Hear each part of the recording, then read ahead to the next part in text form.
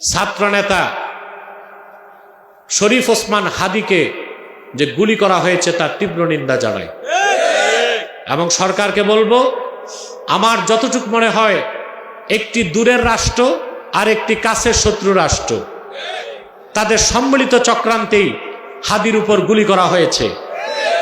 যদি রাজনৈতিক ঐক্য না হয় দেশে, আর সরকার যদি মজবুত না হয়, আরো অসংখ্য টার্গেট কিলিং হবে নির্বাচনকে বানচাল করে দিতে। অতএব আমি তো মনে করি বিএনপি, জামাত, এনসিপি সকল রাজনৈতিক দলকে দেশের স্বার্থে এক প্ল্যাটফর্মে আসা দরকার এবং তা এখনই দরকার। যদি আসতে না পারে নির্বাচন হবে না, নির্বাচন না হলে সামরিক শাসন আসবে, সামরিক শাসনের পর সিভিল ওয়ার হবে, দেশটাই হারাবেন, তখন আর রাজনীতি করার জায়গা থাকবে? অতএব এগুলো আমাদের বুঝতে হবে। এগুলো আমার লেকচারে, রাজনৈতিক বিশ্লেষণে ব্যাপকভাবে আমি বলেছি, এখন থেকে না, 12 মাস আগ থেকে, 14 মাস আগ থেকে। প্রিয় ভাইরা, তো সবাই চিনে ফেলছে কাজটা কে করছে, কারণ ইব্রাহিম আলাইহিস সালাম আল্লাহর তৌহিদের পক্ষে বিপ্লব করছেন, ওনার আগে পৃথিবীতে কেউ বিপ্লব করতে পারে নাই, বলেন সুবহানাল্লাহ। লোকেরা বলতে লাগলো, ক্বালু সামি'না ফাতান ইয়াযকুরুহুম ইউক্বালু লাহু ইব্রাহিম, আমরা একজন যুবকের নাম শুনেছি যে কিনা আমাদের উপাস্যগুলোর বিরোধিতা করে, লোকেরা তারে ইব্রাহিম বলে ডাকে। সুবহানাল্লাহ বলুন।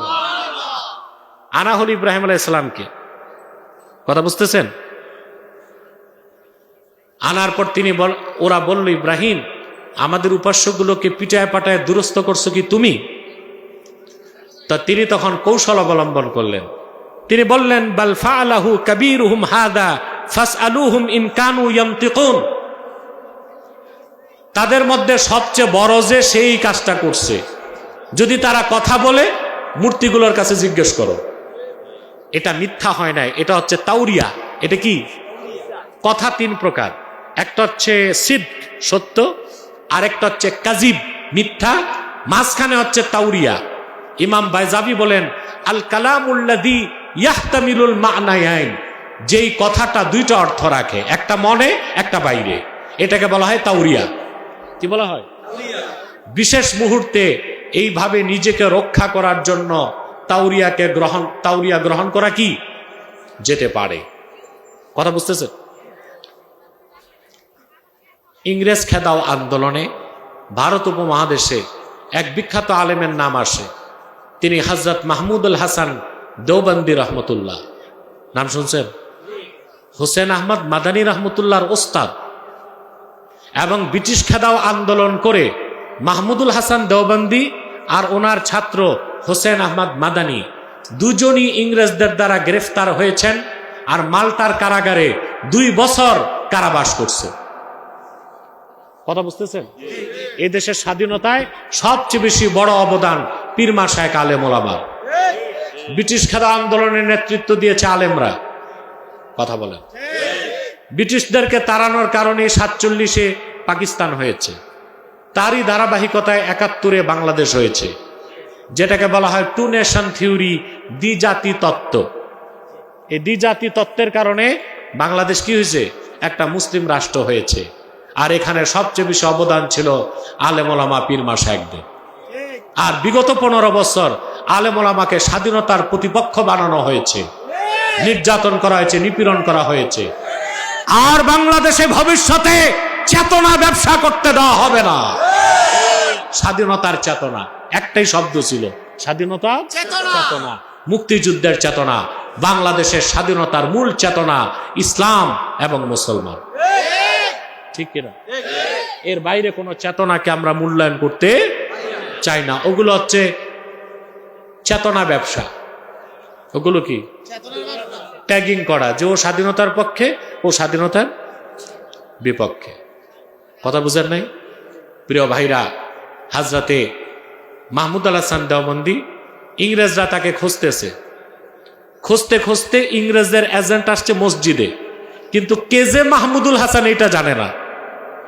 এসে মাহমুদুল হাসানকে জিজ্ঞেস করতেছে, মাহমুদুল হাসান কাহা হ্যায়? মাহমুদুল হাসান কই? উনি তো বুঝে গেছে গোয়েন্দা আসছে। উনি বলছেন কুছদের ঠেরো, এটা বলে দূরে যে থুতু ফেলে আসছে। দূরে দাঁড়ায় বলতেছে মাহমুদুল হাসান তো কুছদের পেহলে यही था। একটু আগে তো মাহমুদুল হাসান এখানেই ছিল, নিজেরটাই বলতেছে একটু আগে এখানেই ছিল। আমি মাহমুদুল হাসান বললে ধরা খায়, আমি মাহমুদুল হাসান না বললে মিথ্যা হয়। এই যে তিনি বললেন একটু আগে মাহমুদুল হাসান এখানে ছিল, এটা তাওরিয়া। এটা কি? আল্লাহ যদি এটা জায়েজ না রাখতেন, আপনারা অনেকেই নিজের বউয়ের কাছে ধরা খাইতেন। মাঝে মধ্যে তাদের সাথে তাওরিয়া করতে হয় কি না? কারণ কিছু মানুষের বউ আছে, ডিজিএফআই এনএসআই এইরকম গোয়েন্দাগিরি করে না, নিজের স্বামীর পিছে যে গোয়েন্দাগিরি করে। 70টা প্রশ্ন এক শ্বাসে, কই ছিলা, কই গেছিলা, কি খাইছো, দেরি কেন, এখন কেন, তখন কই। ঠিক কিনা? আমি জানি না মা বোনরা আমার কথা শুনে কিনা। মা বোনদেরকে বলবো, স্বামীর প্রতি ট্রাস্ট, বিশ্বাস ছাড়া সুখের সংসার হইতে পারে না। যে সংসারে একবার সন্দেহ রোগ ঢুকছে, ওই সংসার টিকানো মুশকিল। মুশকিল কিনা? আপনারা পুরুষরাও এইরকম আচরণ করবেন না যেন আপনাদের স্ত্রীগণ আপনাদের প্রতি বিশ্বাস হারিয়ে ফেলে। সময় কত দেখো?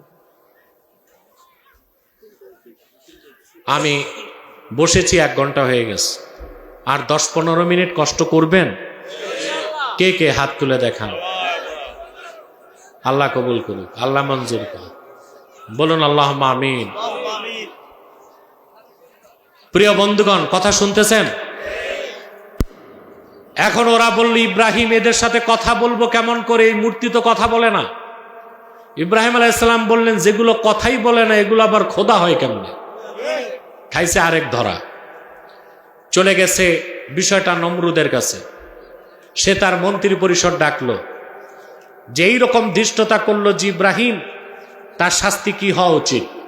কথা শুনতেছেন?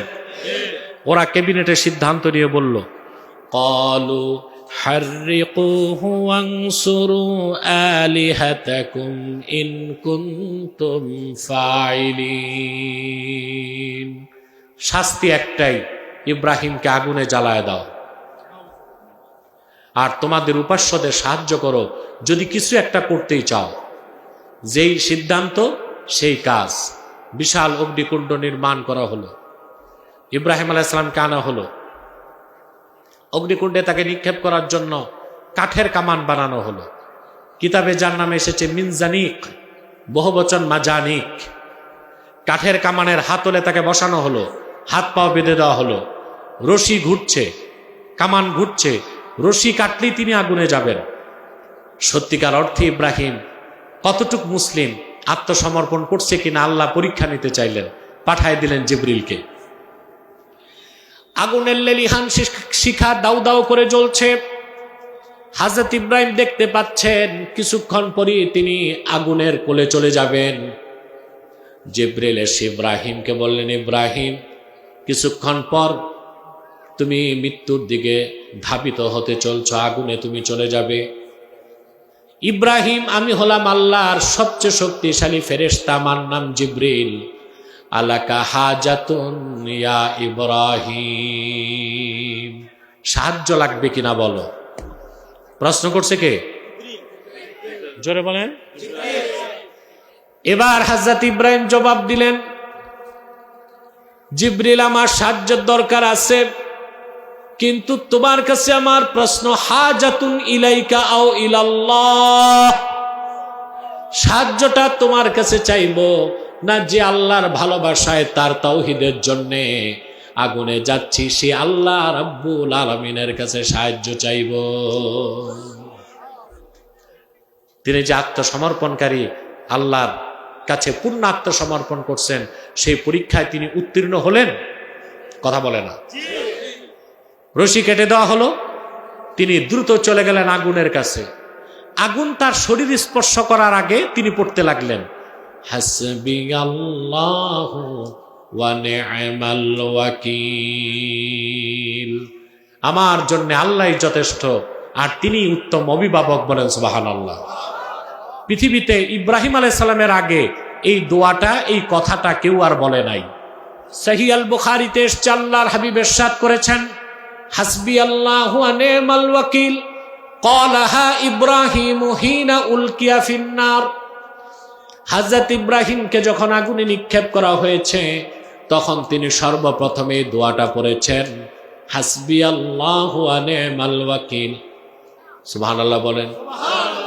আল্লাহই আমার জন্য যথেষ্ট, তিনি উত্তম অভিভাবক, বলেন সুবহানাল্লাহ। এই দোয়াটা পড়বেন, তাহলে বিপদ আসবে না। বিপদ, জোরে বলেন। ভিন্ন শব্দ দোয়াটা হাদিসে এসেছে। আল্লাহর হাবিব ইরশাদ করেছেন, ফাইন তাওয়াল্লাউ ফাকুল হাসবিয়াল্লাহু লা ইলাহা ইল্লা হুয়া আলাইহি তাওয়াক্কালতু ওয়া হুয়া রাব্বুল আরশিল আযীম। সকালে যে 7 বার পড়বে, সন্ধ্যায় যে 7 বার পড়বে, ওই বান্দাকে 24 ঘন্টার জন্য আল্লাহর ফেরেশতারা তার প্রতিরক্ষার ব্যবস্থা করবে। যেভাবে দেশে খুন খারাপি বাড়ছে, কথা বলেন, টার্গেট কিলিং বেড়ে গেছে, আল্লাহর দয়া ছাড়া, রহমত ছাড়া উপায় আছে? এখন কি ভয়তে ঘরে বসে থাকা যাবে? তাহলে অপশক্তি সাহস পাবে।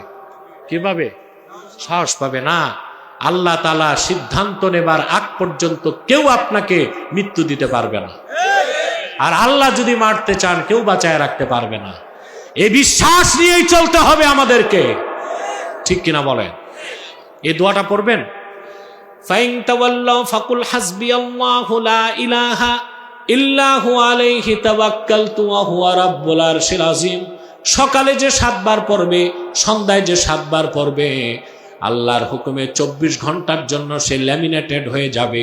কোনো বুলেট, বোমা, জাদু টোনা, বিপদ আপদ তার গায়ের কাছে আসতে পারবে না। পড়বেন, এটা আমাদের প্রত্যেকের মনে রাখা উচিত। প্রত্যেক মুসলিমের সকালে ফজরের পর 7 বার, সন্ধ্যায় মাগরিবের পর 7 বার। আবার নামাজ না পড়ে বিনা উজুতে পড়েন না, নামাজটা পড়ে নিন। ফজরের পর 7 বার, মাগরিবের পর 7 বার, 24 ঘন্টার জন্য আপনি সুদৃঢ় প্রতিরক্ষা বুজ্জের দ্বারা আপনি ঘেরাও হয়ে যাবেন, বলেন সুবহানাল্লাহ। বাংলাদেশে অনেক জায়গায় আমাকে গোয়েন্দা সংস্থার পক্ষ থেকে দিতে চায়, গানম্যান। এমনি তো মাহফিলে গেলে পুলিশ থাকেই, আগে পিছে থাকে, সাথে চলার পথে। আমি বলছি আমার শত্রু ছোট না, অনেক বড়। এক গানম্যান দিয়ে আমার কি হবে? দরকার নাই। তাওয়াক্কালতু আলাল্লাহ, আল্লাহর উপর ভরসা করি চলি। নির্ধারিত সময়ের আগে কেউ আমাকে মৃত্যু দিতে পারবে না, ঠিক কিনা বলেন? প্রিয় বন্ধুগণ, হায়াত মওত কার হাতে? জোরে বলেন, কার হাতে? এটা বিশ্বাস আছে? এই বিশ্বাস যার আছে সে কোনো কাফের, মুশরিক, অপশক্তি, পরাশক্তি, ধরাশক্তিকে ভয় পেতে পারে না। সে কখনো দেখবে না তার প্রতিপক্ষ হাতি না মাছি। যা সত্য নেয় তা সে বলবে। প্রিয় বন্ধুগণ, কথা শুনতেছেন? সাবজেক্টটাও বুঝতেছেন? মনোযোগ আছে? আপনার হাত ব্যথা করে না? সে যে 1 ঘন্টা হয়ে গেল, বসেই কর। প্রিয় ভাইরা, কথা শুনতেছেন তো? হযরত ইব্রাহিম আলাইহিস সালাম দোয়াটা পড়লেন, চলে গেলেন আগুনে। আল্লাহ রাব্বুল আলামিন তার তাওহীদের প্রচারক হযরত ইব্রাহিমের জন্য নমরুদের প্রজ্বলিত আগুনের কুণ্ডলীকে সবুজ বাগান বানায় দিলেন। আজার প্রাসাদের উপর থেকে তাকায় আছে, হযরত ইব্রাহিমের কি হলো পরিণতি দেখতে। সে লক্ষ্য করে দেখলো আগুনের কুণ্ডলীর ভিতরে সবুজ বাগানের মধ্যে হযরত ইব্রাহিম হেঁটে বেড়াচ্ছেন। দুঃখ করে সে তখন বলল, কাসাসুল কোরআন ইবনু কাসির লেখেন, সে বলল, নি'মার রাব্বু রাব্বুকা ইয়া ইব্রাহিম। সত্যি ইব্রাহিম, তোমার রব যিনি আল্লাহ, তিনি একমাত্র সত্য রব, তিনি ছাড়া আর কোনো রব হইতে পারে না, বলেন সুবহানাল্লাহ। আগুন থেকে বেরিয়ে আসলেন, অসংখ্য লোক মুসলমান হয়ে গেল। হযরত ইব্রাহিমের আপন ভাতিজা লূত আলাইহিস সালাম ঈমান আনলেন, আল্লাহ তাকে পরবর্তীতে নবীও বানায় দিলেন। আল্লাহ নির্দেশ করলেন, ইব্রাহিম এবার আমার আযাব আসবে বাবেলে, নমরুদ ও তার সাঙ্গপাঙ্গদের উপর তুমি বাবেল ছাড়ো। তিনি তার লোকজন ইমানদারদেরকে নিয়ে ইরাকের বাবেল ছেড়ে, যার বর্তমান নাম বেবিলন, এখান থেকে মিশর হয়ে ফিলিস্তিন চলে গেলেন। কোথায়? ফিলিস্তিন চলে গেলেন। ওখানে যাওয়ার পর আল্লাহ, তিনি যে আত্মসমর্পণ করছেন, আবার পরীক্ষা নিতে চাইলেন। আল্লাহ নির্দেশ করলেন, ইব্রাহিম তোমার স্ত্রী হাজেরা আর তোমার বড় সন্তান ইসমাইল দুজনকে মক্কায় রেখে আসো। মক্কার নাম তখন ছিল বাক্কা। কি ছিল? কোরআন শরীফে মক্কার নাম বাক্কাও আসছে। বাক্কা কেন? বাক্কা ইয়াবুক্কু তাবুক্কু মানে চূর্ণ বিচূর্ণ করা। সুম্মিয়াতিল মাক্কাতু বাক্কা, সুম্মিয়াতুল মাক্কাতু বিবাক্কাতা লিআন্নাহা তাবুক্কু আনাকাল জাবাবেরা।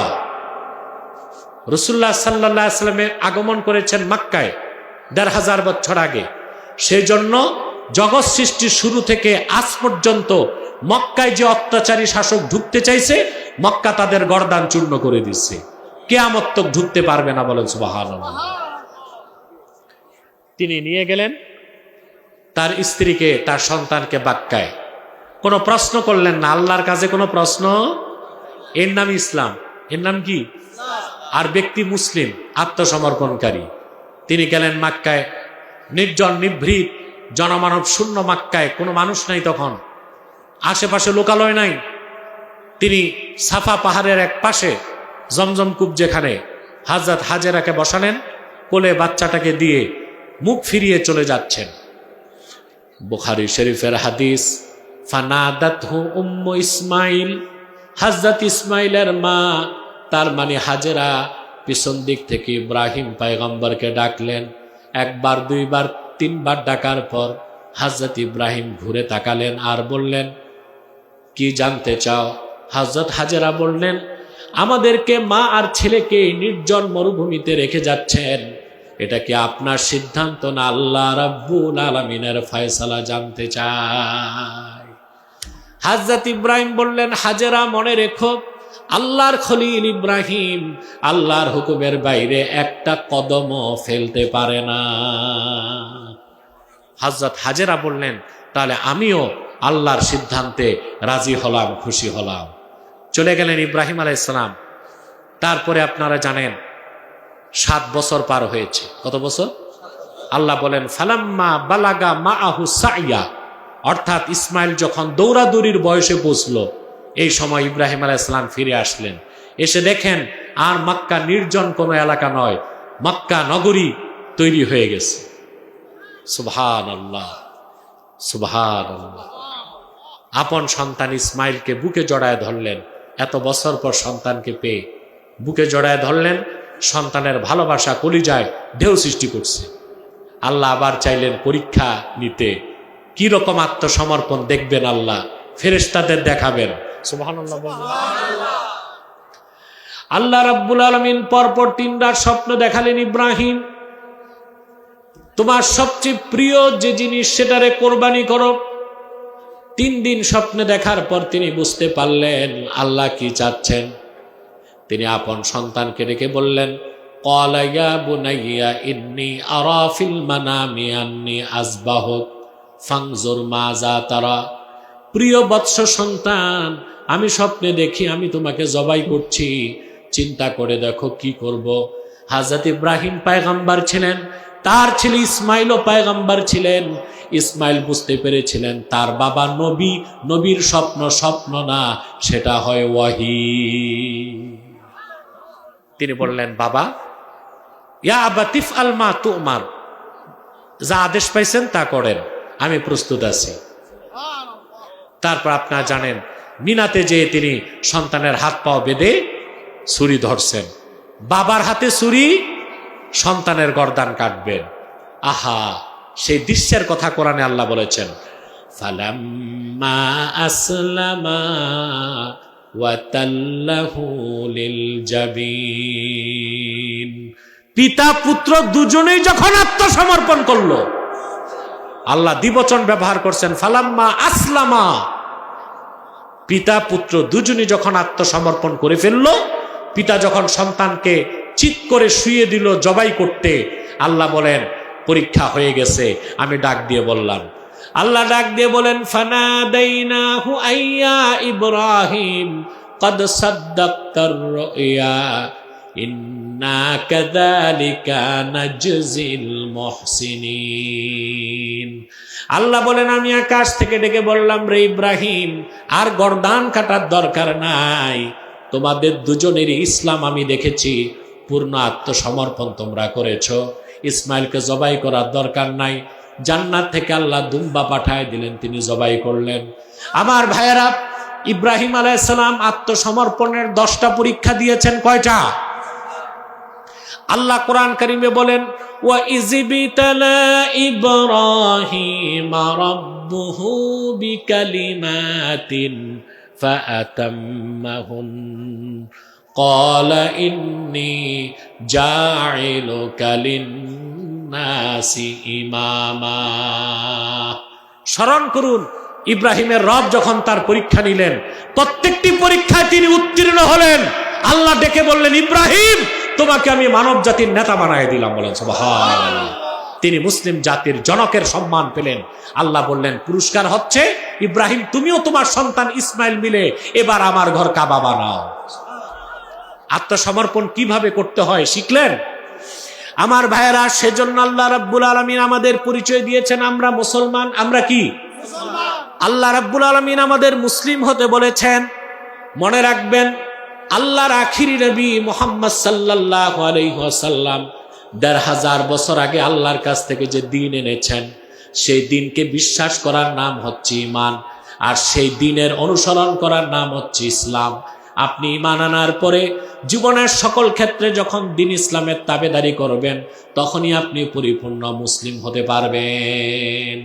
আর যে ব্যক্তি পরিপূর্ণ মুসলিম হয়ে যাবে, আল্লাহ তাকে মৃত্যুর পরে জান্নাতের সুউচ্চ মাকাম দান করে দিবেন। এটাই আল্লাহর নির্দেশ। সূরা আলে ইমরান আয়াত নাম্বার 102, আল্লাহ বলেন, ইয়া আইয়ুহাল্লাযীনা আমানুত্তাকুল্লাহা হাক্কা তুকাতিহি, ঈমানদারগণ, আল্লাহকে যথাযথ ভয় করো আর মুসলিম না হয়ে মৃত্যুবরণ করো না। আয়াতের শুরুতে ঈমান, শেষে ইসলাম, মাঝখানে তাকওয়া। অর্থাৎ ঈমান আনার পরে তাকওয়া ভিত্তিক জীবনযাপনের মাধ্যমেই খাঁটি মুসলিম হওয়া যায়। ঈমান আনার পরে যার তাকওয়া থাকবে না, সে খাঁটি মুসলিম হতে পারে না। অতএব আমরা তাকওয়া ভিত্তিক জীবন যাপন করব। ঈমান আনার পরে শরীয়তের হুকুমগুলো মানব, নিষেধগুলো ছাড়বো, শিরক আর কুফর করব না। ঠিক কিনা বলেন? শিরক কুফর করা যাবে না রাজনৈতিক স্বার্থে, কিংবা সংস্কৃতির নামে, কিংবা পীরি মুরিদির নামে। করা যাবে? অনেকে দেখা যায় পীরের পায়ে সাজদা করে, শিরক। আল্লাহর ওলিদের মাজার জিয়ারত করা ভালো, কিন্তু আল্লাহর ওলিদের মাজারে যে কপাল ঘষা, শিরকি কাজ। এটা কোনো মুসলমান করতে পারে না। আপনাকে তাকওয়া ভিত্তিক জীবন যাপন করতে হবে, শরীয়তের আদেশগুলো মানতে হবে, নিষেধগুলো ছাড়তে হবে। আল্লাহ যেন আমাদেরকে পরিপূর্ণ মুসলিম হিসেবে কবুল করেন। বলুন আল্লাহুম্মা আমিন। এই বসেন, এই মিয়া বসেন, এখন আর দরকার নাই।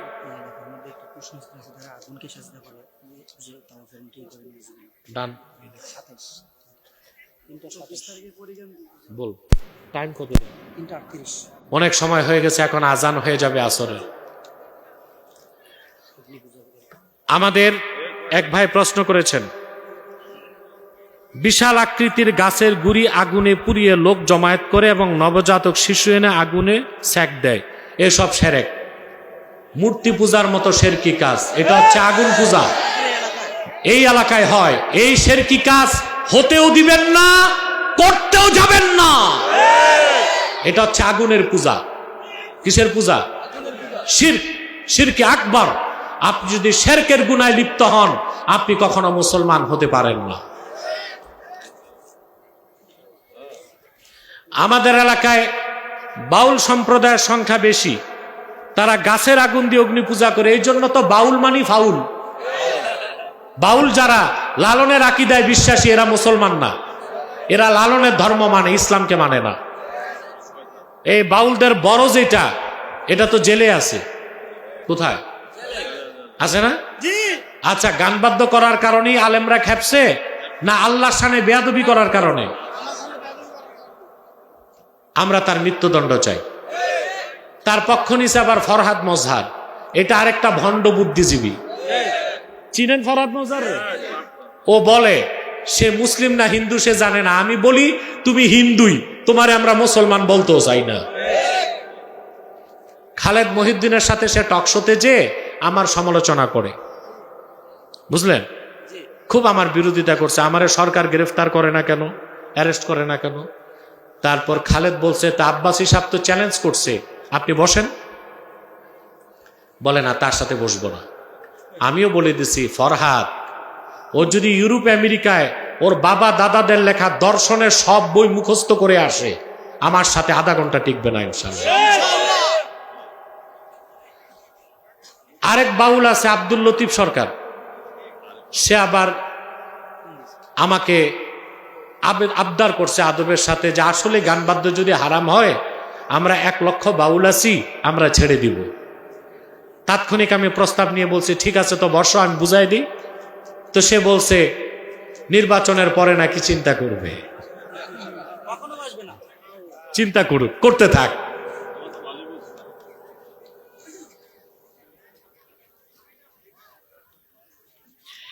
আমি ফেসবুকে পোস্ট করেছি শুধুমাত্র নবীজি মুহাম্মদ সাল্লাল্লাহু আলাইহি সাল্লামকে বিশ্বাস করার নামই ঈমান। এক ব্যক্তি আমাকে বলতেছে আমি নাকি মূর্খ। যে বলছে সে মূর্খ, ও ঈমানই চিনে নাই। এই কথা তো শুধু আমাদের না, আবু হানিফাই সংজ্ঞা দিয়েছেন, আল ঈমান হুয়া মুজাররাদু তাসদীকি রাসূলিল্লাহ। শুধু আল্লাহর হাবিব মুহাম্মদ সাল্লাল্লাহু আলাইহি সাল্লামের রিসালাতকে বিশ্বাস করার নামই ঈমান। কারণ যে আল্লাহর হাবিব মুহাম্মদ সাল্লাল্লাহু আলাইহি সাল্লামের রিসালাতকে বিশ্বাস করলো, সে তো 30 পারা কোরআন বিশ্বাস করলো।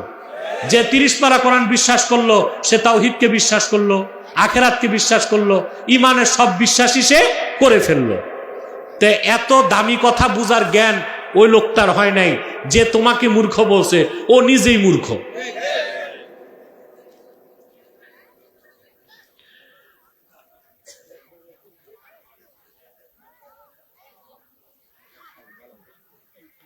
আল্লাহর সমস্ত নবীগণ তারা কি বুঝতে পেরেছিল যে তারা আল্লাহর নবী ওহী আসার পূর্বে? হ্যাঁ, আল্লাহর পক্ষ থেকে যত পয়গম্বর এসেছেন ওহী আসার আগেও তারা বুঝতে পেরেছিলেন যে আল্লাহ তাদেরকে নবুয়তের জিম্মা দিবেন। আল্লাহর নবীর সাহাবীদের সামনে গতকাল এক লোক বলেছে যে সাহাবীদের মধ্যে হাউকাও বেশি ছিল। নাউজুবিল্লাহ। এটা যে বলছে ওই হারামজাদা, ওর জন্মের ঠিক নাই, ওর ঈমান নাই, বেঈমান। পারলে ওরে জুতা দিয়ে আচ্ছা মতো স্যান্ডেলাইজ করে দিবেন।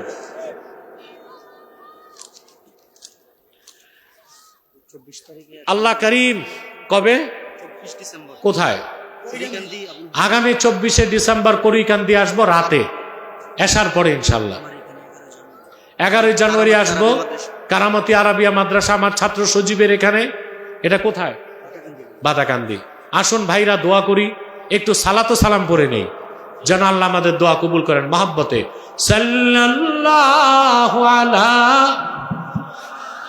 মুহাম্মাদ সাল্লাল্লাহু আলাইহি ওয়াসাল্লাম, সাল্লাল্লাহু আলা মুহাম্মাদ সাল্লাল্লাহু আলাইহি ওয়াসাল্লাম। ইয়া নবী সালাম আলাইকা, ইয়া রাসূল সালাম আলাইকা, ইয়া হাবিব সালাম আলাইকা, সালাওয়াতুল্লাহ আলাইকা, মুহাম্মাদুর রাসূলুল্লাহ সাল্লাল্লাহু আলাইহি ওয়াসাল্লাম।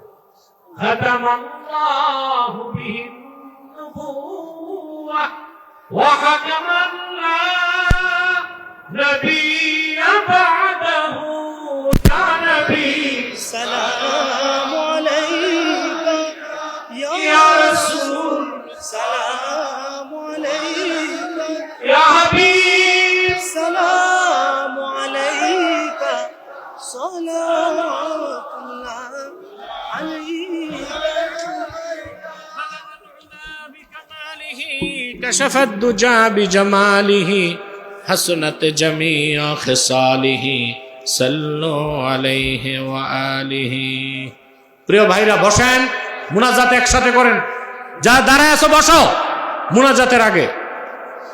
প্রিয় ভাইরা, আপনাদের সাথে আমার সম্পর্ক রক্তের না, কিন্তু সম্পর্ক হচ্ছে আধ্যাত্মিক। আমার বাবা দাদা পরদাদা ওই এলাকায় এসেছেন। আপনারা জানেন আমাদের বংশের মুরব্বী শাহ কারামত আলী জনপুরি রহমতুল্লাহ বাংলা, বিহার ও আসামে দ্বীনের দাওয়াত দিয়েছেন এবং ওনার হাতে 2 কোটি লোক মুসলমান হয়েছে, যা ডব্লিউ হান্টার তার দ্য ইন্ডিয়ান মুসলিম বইতে স্বীকার করছে। কারামত আলী জনপুরি হচ্ছেন বাংলাদেশের আধ্যাত্মিক স্থপতি। ওনার নাতি আমার পরদাদা এই এলাকায় এসেছেন। আমার দাদা আল্লামা সিদ্দিক আহমদ আব্বাসী, আমার বাবা আল্লামা নেসার আহমদ আব্বাসী যুগের পর যুগ এই এলাকায় খেদমত করেছেন সারা দেশে, কিন্তু এই এলাকায় প্রচুর ভক্ত ওনাদের। আমাদের আখতারুজ্জামান সরকার আব্বা হুজুরকে দেখছেন? জি জি জি, আচ্ছা আলহামদুলিল্লাহ। সরকার সালাউদ্দিন সরকার, হ্যাঁ, সাবেক উপজেলা চেয়ারম্যান সালাউদ্দিন সরকার, ওনাদের বাড়িতেও আব্বা হুজুর দোয়া করতে গেছেন মোহনপুরে, না জিয়ার কান্দি, ঠিক আছে। এদের জন্য সবার জন্য দোয়া করি আমি। মোহন আছে, আবুল হাসান, মাসুদ আসছে, যারা আমাদের তাহরিকে খাতমে নবুয়ত বাংলাদেশ তিতাস উপজেলার দায়িত্বে, তাদের জন্য দোয়া করবেন। আমার স্নেহধন্য ছাত্র সাজিদুল বাড়ি আসকালানি, আল্লাহ যেন ওকে দিনের খেদমতে কবুল করেন। আজকে আমার ছোট ছেলে আব্দুল সৈয়দ মোহাম্মদ আব্দুল নূর উফায়ের আব্বাসী এসেছে আপনাদের দেখতে, তার জন্য দোয়া করবেন, আল্লাহ যেন তাকে জগৎ শ্রেষ্ঠ আলেম বানায় দেন। আমার আরেক ছাত্র আছে আপনাদের এলাকার রায়হান, তার জন্য দোয়া করবেন, আল্লাহ কবুল করুন। আলহামদুলিল্লাহি রাব্বিল আলামিন ওয়াল আকিবাতু লিল মুত্তাকিন ওয়াসসালাতু ওয়াসসালামু আলা মুহাম্মাদিন সাল্লাল্লাহু আলাইহি ওয়াসাল্লাম নবিয়্যিল আমবিয়া ওয়াল মুরসালিন। আল্লাহ তাআলা জাগরণ সদিচ্ছা ফাউন্ডেশনের ৫ম বর্ষে পদার্পণ উপলক্ষে আজকের মাহফিলে দিনের বেলা দুপুর বেলা তোমার অসংখ্য বান্দা খ্যাত খামার দোকানপাট ছেড়ে চলে এসেছে তোমার কোরআনের ভালোবাসায়। এতগুলো মানুষের মধ্যে যার 2টো হাত তোমার ভালো লাগে আল্লাহ, তার 2টো হাতের বিনিময়ে আমাদের জিন্দেগির সব গুনাহ মাফ করে দাও।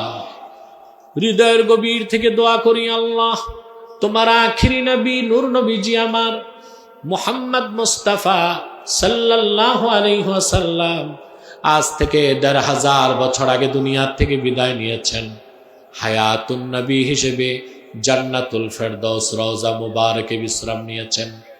আল্লাহ জীবনে একবার তোমার আখিরি নবী নূর নবীজি আমার মুহাম্মদ মুস্তাফা সাল্লাল্লাহু আলাইহি ওয়াসাল্লামের জান্নাতুল ফেরদৌস রওজা মুবারকে উপস্থিত হয়ে গো আল্লাহ তোমার হাবিবের নূরের কদমে দরুদ ও সালামের হাদিয়া দিবার আগে আল্লাহ তুমি ডাক দিও না।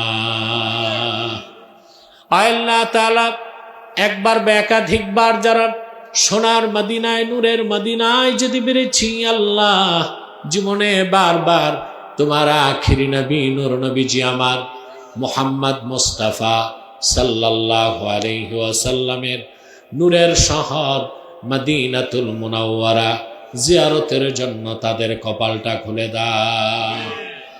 হৃদয়ের গভীর থেকে দোয়া করি আল্লাহ, তোমার আখিরি নবী নূর নবীজি আমার মুহাম্মদ মুস্তাফা সাল্লাল্লাহু আলাইহি ওয়াসাল্লামের নূরের চেহারা মোবারক স্বপ্নে একবার দেখে গো আল্লাহ জান্নাত ওয়াজিব হবার আগে তুমি ডাক দিও না। আল্লাহ একবার বা একাধিকবার যারা তোমার আখিরি নবী নূর নবীজি আমার মুহাম্মদ মুস্তাফা সাল্লাল্লাহু আলাইহি ওয়াসাল্লামের নূরের চেহারা মোবারক স্বপ্নে দেখার সৌভাগ্য লাভ করেছে আল্লাহ, জীবনে বারবার দেখার জন্যে তাদের কপালটা আল্লাহ তুমি দয়া করে জান্নাতি কপাল বানায় দাও। আল্লাহ আমাদের অনেকের বাবা নাই, অনেকের মা নাই, অনেকের বাবা মা একজনও নাই। যত মানুষের বাবা মা দুনিয়া থেকে বিদায় নিয়েছে আল্লাহ সকল মুমিন মুসলমান বাবা মার কবরকে তুমি জান্নাতের বাগান বানায় দাও। আল্লাহ আমাদের মুশকিলাতকে আসান করে দাও, নেক হাজাত ও চাহাতকে কবুল করে নাও। আল্লাহ আমাদের পেরেশানিকে দূর করে দাও। আল্লাহ যারা অসুস্থ তাদের সুস্থ করে দাও। দেশ নেত্রী বেগম খালেদা জিয়া অসুস্থ, তাকে সুস্থতা দান করো। এখানে যারা হাত তুলেছে অসুস্থ, তাদেরকে সুস্থ করে দাও।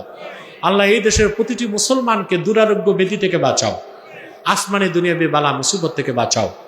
আল্লাহ জাগরণ সদিচ্ছা ফাউন্ডেশনকে কবুল করো। এই সংস্থায় সংগঠনে যতগুলো কর্মী আছে তাদের প্রত্যেককে দ্বীনের কর্মী বানায় দাও। আল্লাহ তাআলা পর্দার আড়ালে আমার মা বোনেরা হাত তুলে বসে আছেন, অবলা সরলা সতী সাধ্যী মা বোন যারা, তাদের প্রত্যেকের মনের দুঃখ কষ্টগুলো দূর করে দাও। তাদের প্রত্যেককে এক একটি সোনার সংসার হাদিয়া করে দাও। আমার বোনদের মধ্যে যে বোনদের বিয়ে হয় না, প্রত্যেক কুমারী বোনকে এক একজন ইমানদার চরিত্রবান সক্ষম যুবকের দ্বারস্থ করে দাও রব্বুল আলামিন। এই তিতাস উপজেলার আমার কলিজার টুকরা যুবকগুলোরে আমি তোমার হাতে তুলে দিলাম। প্রত্যেক যুবককে খাঁটি ইমানদার বানায় দাও, সহি আকীদার ধারক বানায় দাও, আহলুস সুন্নাল জামাতের অনুসারী বানায় দাও। আল্লাহ প্রত্যেক যুবককে তুমি তাহরিকে খাতমে নবুয়ত বাংলাদেশের সৈনিক বানায় দাও, নামাজি বানায় দাও, চরিত্রবান বানায় দাও। যে যুবকটার কর্ম নাই তারে চাকরি দাও, কর্ম দাও। যার ব্যবসা সে ব্যবসায় বারাকা দাও। আমার যে যুবকটা বিদেশ যেতে চায় তার বিদেশ যাবার স্বপ্ন পূরণ করে দাও। আল্লাহুম্মা ইন্না নাতাওয়াসসালু ইলাইকা বিওয়াসিলাতি হাবিবিকাল মুহতারাম নবিকাল খাতিম সাইয়্যিদিনা ওয়া সাইয়্যিদিল আবরার নবীনা ওয়া নবীল আম্বিয়া মুহাম্মদ ইবনে আব্দুল্লাহ নবিয়্যিল্লাহ রাসূলিল্লাহ সাল্লাল্লাহু আলাইহি ওয়াসাল্লাম الذي أكملت به قصر النبوة وحكمت لا نبي بعده وأعلنت في القرآن بالبرهان أن محمدا صلى الله عليه وسلم خاتم النبيين والمرسلين قبل 1500 سنة وصلى الله تعالى على خير خلقه نبينا محمد نور الله وعلى آله وصحبه أجمعين برحمتك يا أرحم الراحمين। السلام عليكم ورحمة الله।